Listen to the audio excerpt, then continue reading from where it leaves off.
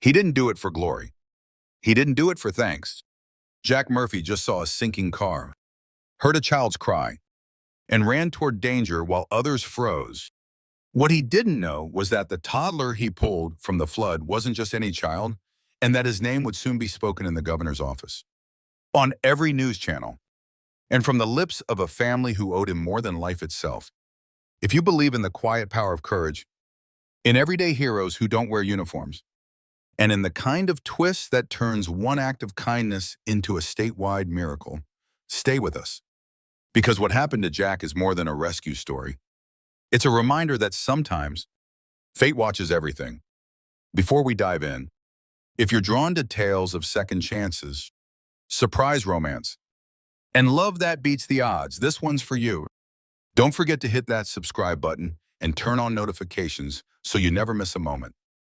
Because believe me, the best parts of this story are still to come. So get cozy, settle in, and let's begin. The water had been rising all night. Steady rain pounded the rooftops of Clearwater County like fists made of sorrow, turning backyards into swamps and roads into rivers. Jack Murphy's old Ford creaked down the narrow rural road as windshield wipers fought to keep up with the storm. In the back seat, his 10-year-old son Caleb hugged a bag of dog food like it was treasure. They'd made a last-minute supply run before the storm closed in for good. Jack was tired, bone-tired, like only single parents know, the kind of tired that lives in your spine and never fully lets go.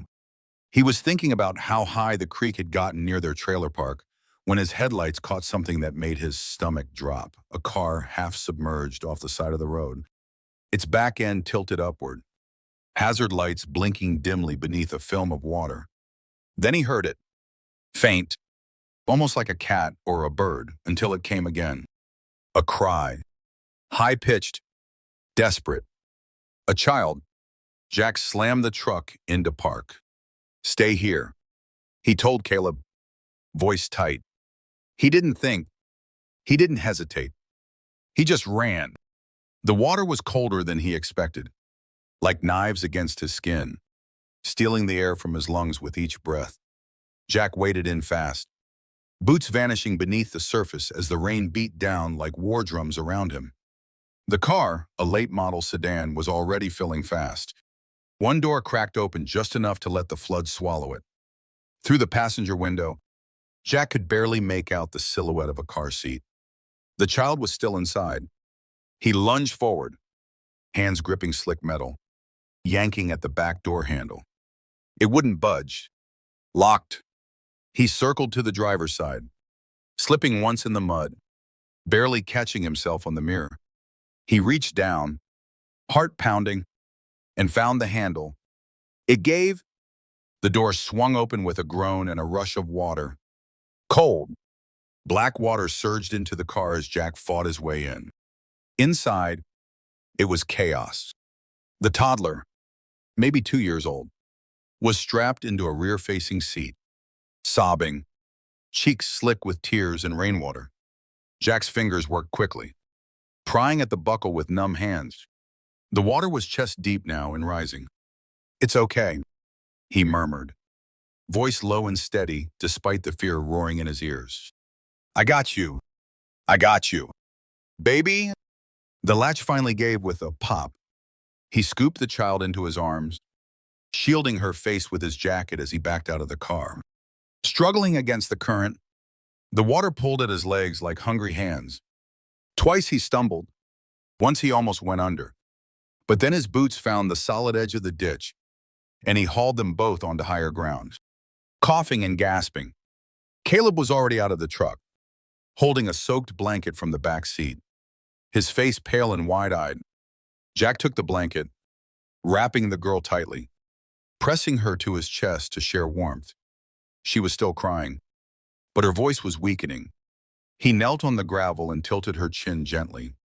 "Hey, look at me," he said. Her eyes fluttered. She was fading. "No, no, no," he whispered. He started chest compressions, small and careful, counting out loud. A cough, a sputter, then water spilled from her mouth. and her little chest rose with a shaky breath. She blinked at him once, then again, and began to wail. Jack laughed. A wild, breathless sound caught between relief and disbelief. The ambulance arrived minutes later, sirens cutting through the storm. Jack handed the toddler to the paramedics, his hands shaking. They asked his name, but he just waved them off. "She okay?" he asked. One of them nodded, already fitting an oxygen mask to her tiny face. "She's gonna make it." That was all he needed. Jack turned back to Caleb, pulled him into a hug, and walked back to their truck. No news crews, no fanfare, just a soaked man, a boy, and a beat-up Ford heading home. Back at the trailer, Jack peeled off his wet clothes and tossed them into a pile by the door. Caleb curled up on the couch under a quilt while Jack made hot cocoa with the last of the mix. They didn't say much. They didn't have to. The rain eased by midnight, and the storm began to drift east. Jack stood by the window, mug in hand, watching the dark sky lighten at the edges. He thought about the little girl's face, about the way her tiny hands had clutched his jacket, about how close it all came to ending differently. He didn't sleep much that night. Something in his chest wouldn't settle. Not fear, not pride, something else. Like the feeling right before something big shifts. And you don't know if it's for better or worse, only that life won't ever be the same. The next morning came soft and gray, a mist still clinging to the streets like a second skin. Jack woke early. Not that he'd really slept. His body ached in places he didn't know could ache. But it was a good kind of sore, the kind that reminded you that you were still here, still breathing, still capable of doing something that mattered. He got Caleb off to school like any normal day. A peanut butter sandwich in a brown bag, a kiss on the head, and a wave from the front door. Jack didn't mention the rescue. Caleb didn't bring it up. It hung between them like steam on a mirror, real, but not ready to be touched. Afterward, Jack drove his usual route to the hardware store where he worked part-time, half expecting someone to say something. But Clearwater County was small, and the flood had made everything chaotic. Roads were still blocked. Phones were out in some areas. The morning news was full of warnings. Weather reports, damage assessments. No mention of a rescue. No mention of Jack. He was relieved. Honestly, he wasn't looking for a spotlight. He just wanted to clock in, stack shelves, and move on with his day. But the quiet didn't last. By lunchtime, the whispers had started. A customer at the counter mentioned a rescue. Heard some guy pulled a baby from a flooded car last night. The man said, shaking his head, "Crazy world." Jack kept his head down, nodding faintly, pretending to be just another guy listening in. But then, at around 3 p.m., the store phone rang. Gwen, the cashier, handed him the receiver with wide eyes. "It's someone from the State House," she said. "They asked for you by name." Jack froze. "Me," he mouthed. Gwen nodded. He took the call. The voice on the other end was calm, official, and impossible to read. "Mr. Murphy, this is Amanda Reyes with the Office of the Governor. I'm calling on behalf of Governor Hardin. He'd like to speak with you directly. Are you available to meet in person tomorrow morning?" Jack blinked, unsure if he was being pranked. Yeah, I guess I am." Amanda paused, then added, "The child you rescued, she's the governor's granddaughter." The words didn't quite land at first. Jack stood there, receiver pressed to his ear, heart hammering in his chest like it wanted to escape. She was traveling with her nanny during the flood. Amanda continued. They were en route to a family gathering. The driver misjudged the road. They didn't know anyone had found her until the hospital staff traced your name through the emergency report. Governor Hardin was deeply moved. He wants to thank you himself." Jack nodded slowly, though the line had gone quiet. "Okay," he said, voice low. "Okay." He hung up the phone and stared at his hands, hands still scraped raw from breaking into that car, still bearing the quiet proof that it had really happened. Gwen looked at him like he'd just grown wings. "What was that about?" she asked. Jack gave a weak smile. "I guess I have a meeting with the governor." That night, Jack sat on the edge of his bed while Caleb brushed his teeth in the bathroom down the hall. The trailer creaked in the wind. Quiet and worn, on the nightstand sat the same chipped mug he used every night, filled with lukewarm tea. But the world felt different now. Bigger, like something had shifted just out of sight. He didn't know what tomorrow would bring. But for the first time in years, he wasn't just surviving. He was moving towards something. And for a man like Jack Murphy, that was everything. The State House wasn't built for men like Jack Murphy. Its stone columns and manicured lawns felt worlds away from the cracked sidewalks and patched roofs of his life. Jack stood at the bottom of the steps the next morning, tugging at the cuffs of his cleanest flannel shirt, the one he saved for school events and funerals. Caleb had begged to come, but the governor's aide insisted it be a private meeting. So Jack had dropped him off at school with a tight hug and a vague promise that he'd explain everything later. Now, standing in front of the grand double doors, he felt like a misplaced wrench in a velvet toolbox. Amanda Reyes met him inside, a sharp woman in a navy suit who moved like a clock that never ran late.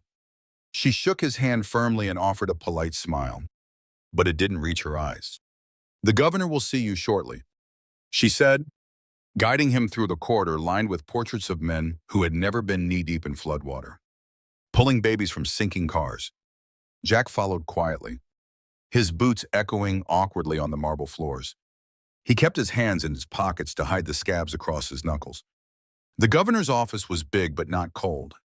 Sunlight poured through tall windows, landing in warm streaks across the polished oak desk. Governor Thomas Hardin stood when Jack entered. A tall man with silver hair and tired eyes that still held a fire behind them. "Mr. Murphy," he said, crossing the room and extending a hand. "You saved my granddaughter's life." I wanted to look the man who did that in the eye and thank him. Jack shook his hand, a little stunned by the weight of the words. "I just did what anyone would have done," he said, voice quiet but steady. The governor gave a soft chuckle. "You and I both know that's not true." They sat, and for a moment the room fell silent, heavy with something unspoken. Then Governor Hardin leaned forward, resting his elbows on the desk. "Her name's Clara. She's 2. Her parents, my daughter and son-in-law, were on their way to meet us when the storm diverted their flight. They sent Clara ahead with their nanny. We nearly lost her."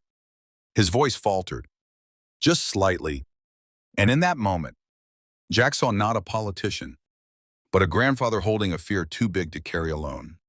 "The doctors say she wouldn't have lasted another 10 minutes in that water. But you," he paused, shaking his head. "You were there. You did something no one else did." Jack shifted in his seat. He wasn't good with praise. He didn't know what to say to words that came wrapped in gratitude and grief. So he just nodded. "I'm glad she's okay," he said. "That's all I wanted." The governor studied him for a moment, then stood and walked to a cabinet, pulling out a velvet box. He set it gently on the desk and opened it. Inside was a medal, gold, simple, with the state seal etched into its face. "This is the Medal of Civil Valor," he said. "It's the highest civilian honor this state can give. And it's yours." Jack stared at the medal, throat tight. "I don't know if I deserve that," he murmured. The governor smiled. "That's exactly why you do." The ceremony that followed was small but dignified. Just a few officials, a photographer, and a journalist from the local paper. Jack stood stiffly while the medal was pinned to his shirt. Flashbulbs popped. Hands clapped. The governor spoke into a microphone about bravery, about sacrifice, about the kind of heroism that didn't seek reward.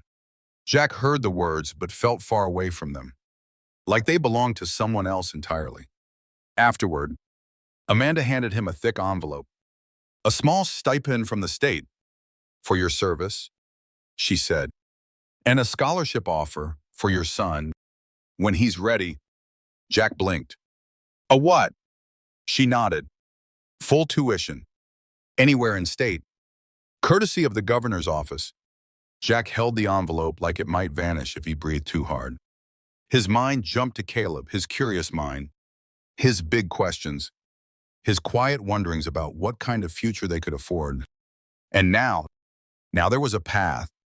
When Jack walked out of the State House, the sun had broken through the clouds, lighting the Capitol dome like a promise. He stood at the top of the steps, wind tugging gently at his sleeves. He hadn't asked for any of this. He didn't know what tomorrow would bring. But in that moment, as the crowd behind him faded and the city spread wide in front of him, Jack felt something he hadn't in a long time. Not pride, not peace, but purpose. Like maybe, just maybe, saving that little girl had saved something in him. 2. The days that followed should have returned to normal. But nothing about Jack Murphy's life felt the same. Strangers waved from across the street. Neighbors who used to pass by without a word now stopped to shake his hand, some with tears in their eyes. Others with coffee or pie or awkward thank yous. They stumbled through like a language they'd just learned. At the hardware store, Gwen printed out the newspaper clipping of the medal ceremony and taped it above the register. Jack tried to ignore it, tried to play it cool, but every time he saw his own picture, standing stiff in that flannel, Governor Hardin's hand on his shoulder, it knocked the wind out of him all over again.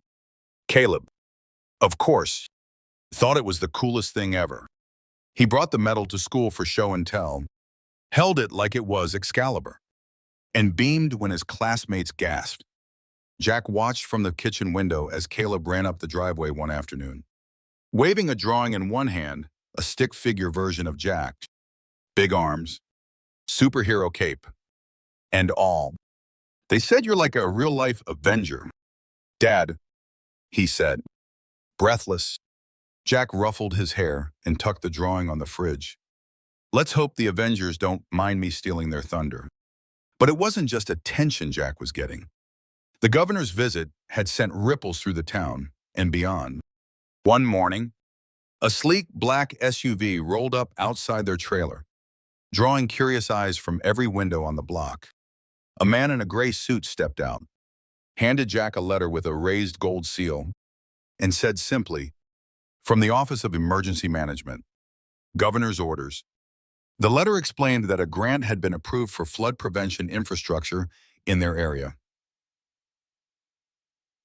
New drainage systems, reinforced levees, updated early warning signals. Jack read the letter twice, hardly believing the words. Their town, so often overlooked, was finally getting help. Real, lasting help. Then came the visit from Clara's parents. It was a Saturday afternoon, quiet and bright, when a silver SUV pulled up and a young couple stepped out, nervous but warm. Her name was Emily Hardin Taylor, the governor's daughter, and she held Clara in her arms. Healthy, giggling, reaching for butterflies only she could see. Her husband, Marcus, introduced himself quickly and shook Jack's hand like he meant it. You saved our whole world, Emily said, voice breaking as she met Jack's eyes. Clara squirmed in her arms, then reached toward Jack. Hesitant, he held out a hand. She gripped his finger with surprising strength, babbling something that made no sense, but made everything make sense. They stayed for coffee. Emily apologized for how long it had taken them to come, said they'd wanted to wait until the chaos settled, until they could speak from a place of calm. Jack told them there was no apology needed. What he didn't say was that he'd been waiting for this, wondering if he'd ever see her again. Clara toddled through the tiny living room with Caleb trailing behind her like a protective big brother. The sight made something deep in Jack's chest ache in the best possible way. Before they left, Emily handed Jack an envelope. This isn't charity, she said quickly, as if she'd rehearsed this line. It's gratitude. And it's not just from us, it's from Clara. Inside was a check. Jack didn't look at the amount right away. He didn't want to. What mattered more was the handwritten note tucked in beside it. For the man who saw a child and didn't hesitate. Thank you for giving her back to us. Thank you for staying. Signed simply, a forever grateful mother.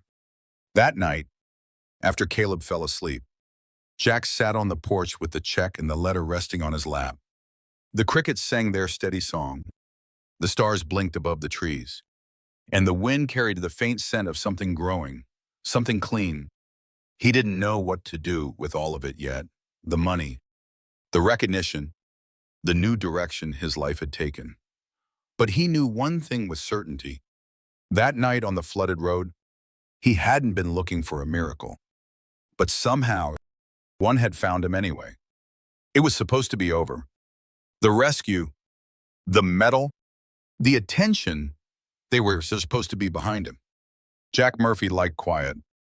He craved it the way some men craved adventure. But quiet had become a stranger in recent weeks. Every phone call, every knock at the door, brought something new. Letters from reporters, invitations to speak at community centers, even a request from a morning talk show in New York. He declined most of them. Politely, firmly. He wasn't chasing a spotlight. He was chasing a sense of normal again. The simple rhythm of early mornings. Caleb's backpack zipper. Coffee brewing on the stove. The life he had before everything changed. But then the mayor called. Not with a request, but a plea. Jack, she said, voice scratchy from too many public meetings and late nights. We need someone people trust. Someone they listen to.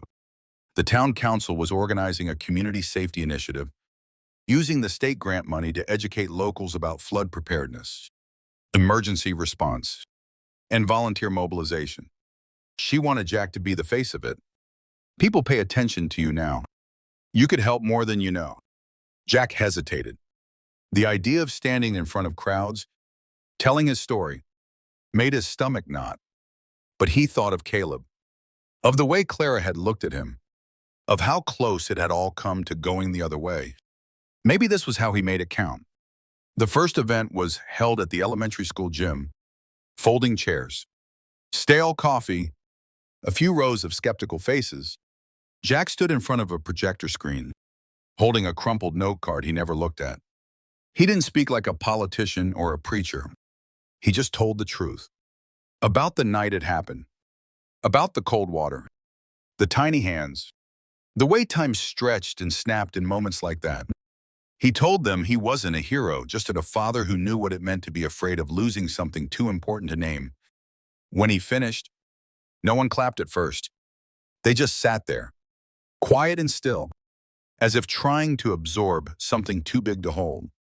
Then someone stood, then another, and the room filled with applause that felt less like celebration and more like gratitude. Word spread. Other towns invited him. Churches, youth centers, even a fire department in a city 2 hours away asked him to speak to their recruits. Jack didn't know what was happening. He hadn't changed. He still drove the same beat-up Ford, still shopped at the discount grocery, still came home with sore feet and the same old worries about bills and Caleb's growing list of questions. But people looked at him differently now.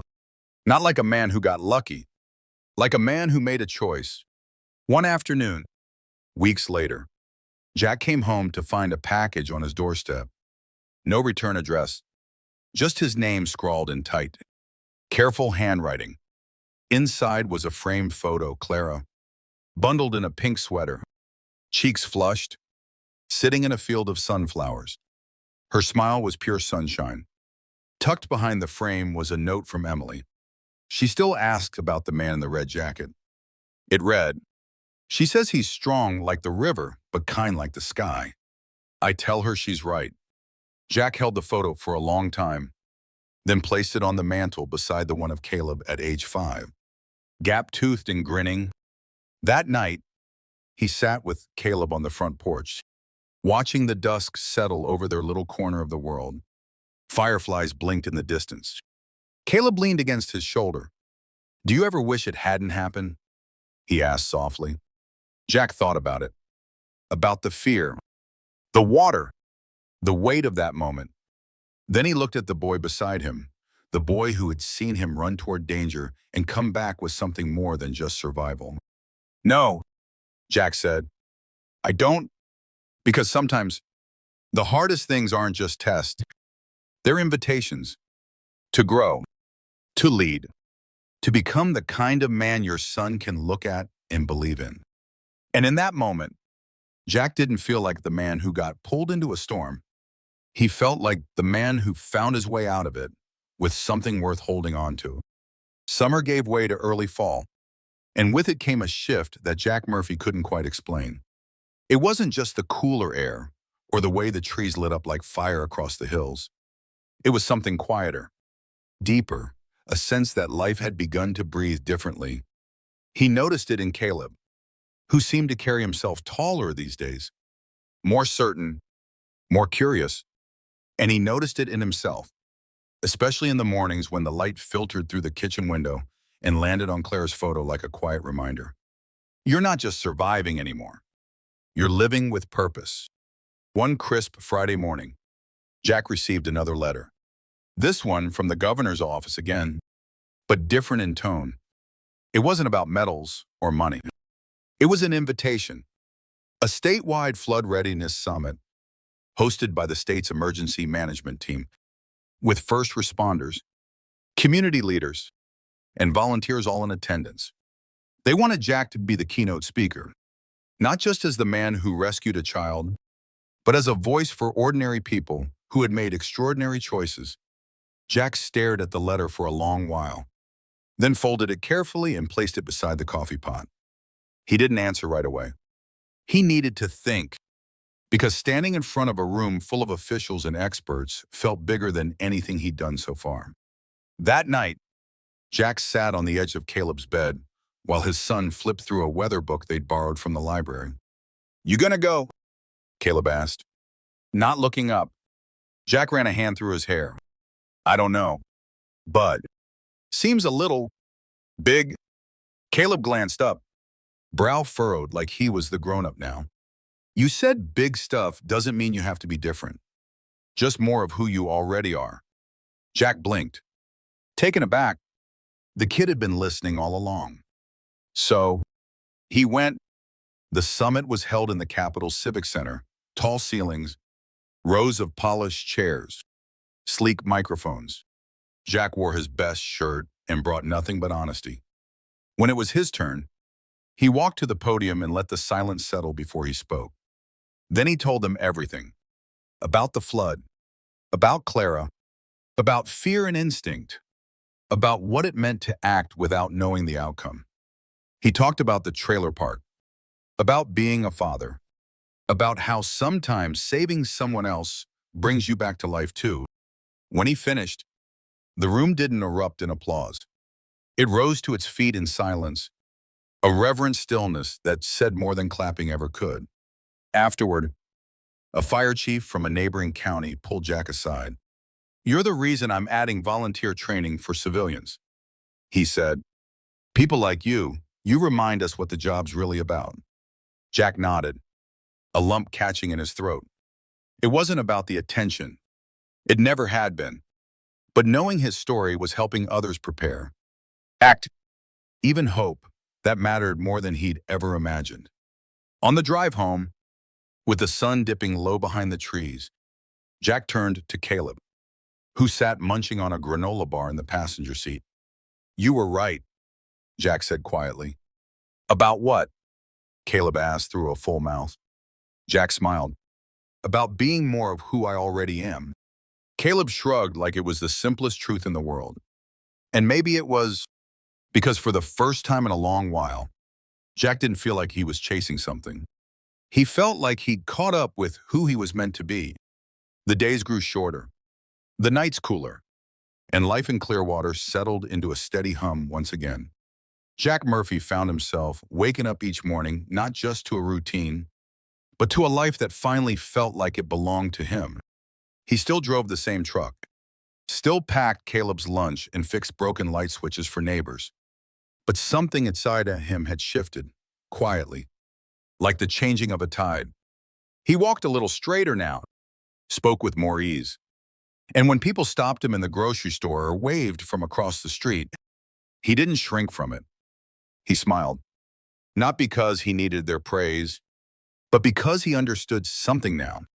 His story wasn't just his own anymore. One evening, as the last of the golden lights spilled across the porch, Caleb curled up next to him with a sketchbook. "I'm drawing the flood," he said. Jack looked down and saw two figures, one small, one larger, standing in water, arms stretched towards the sun breaking through the clouds. "Is that us?" he asked. Caleb nodded. "It's the day we became more." Jack didn't ask him what he meant. He didn't need to, because that's exactly what it felt like. Sometimes, the world shifts because of noise and power. Other times, it changes because one man chooses to run toward the sound of a child crying in the dark. Jack didn't save Clara for recognition. He did it because he knew what it meant to be someone's last chance. And in doing so, he discovered something he never saw coming, not fame or fortune, but purpose, presence, and the kind of quiet legacy that lasts long after the floodwaters recede. Because true heroism doesn't ask to be seen. It simply shows up when it's needed most and stays. Life doesn't always give us a warning before the storm hits. Sometimes, it shows up in the form of a flooded road, a desperate cry, or a decision made in seconds that echoes for years. Jack Murphy didn't set out to become a hero. He simply answered the call in front of him. And maybe that's the real lesson here. Heroism isn't always about medals, headlines, or big moments. It's about presence. It's about stepping up when no one's watching, when there's no reward in sight, and doing the right thing anyway. This story reminds us that every single one of us holds the power to change a life, maybe even our own, through one selfless act. Whether it's lending a hand, opening your door, or just choosing compassion in a moment where it's easier to look away, that choice matters. And in a world that can feel so chaotic, so fast, maybe that's what we need more than ever. Ordinary people showing up in extraordinary ways.